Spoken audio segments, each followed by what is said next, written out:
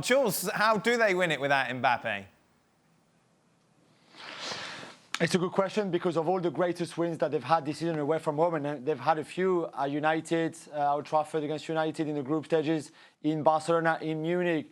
Every time pretty much, apart from the United game, really, the rest, Mbappe was on fire. And they relied a lot on his pace and on playing behind the high line usually, or the back line of those two teams or three teams.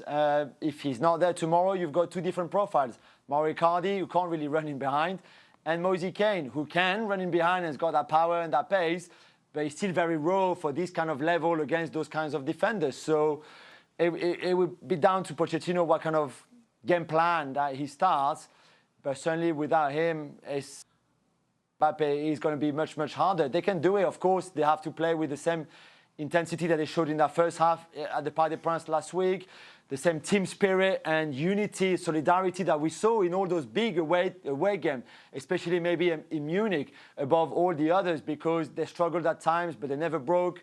They were always all together. They need Keylor Navas to be at his best again, not like last week in the first leg. And then they can do it. I mean, I thought Neymar summed it well. He said, we've got 1% chance to qualify, but 99% faith. And I guess that's the right. As long as you've got faith, you know you can score there. You might concede as well and concede chances, but they have to believe. They have to believe they can do it even without Mbappe. Let's get some picks, starting off with Shaka. I think Manchester City get the job done. Just PSG have a chance, a puncher's chance, of course, but you felt that trailing, they needed a lot to go right. And it's been anything but good news for them in the week since that first leg. I think City go on and finish this job off. Stephen? Manchester City. I can't believe Jules' assessment of the game in Bayern where they all stuck together. 29 shots. You talk about not being able to hit a barn door for 2 yards. That's the only reason PSG are still in it. I like it, Jules. I love you. I love your positivity. Not happening. Before we get Jules' pick, Frank? With Mbappe, 100% I go for Paris Saint-Germain. Without Mbappe, of course, Manchester City. And Steve, he wasn't 29. He was 31 shot in goals. Wow. Oh, beg your pardon. Excuse me. I'm purposely going to go to Jules last. Ali? The only reason that this series was ever going to be close was because of the individual talent of Neymar and Mbappe and the threat that they pose for Manchester City. Well, you take half of that out of the way, there's no chance.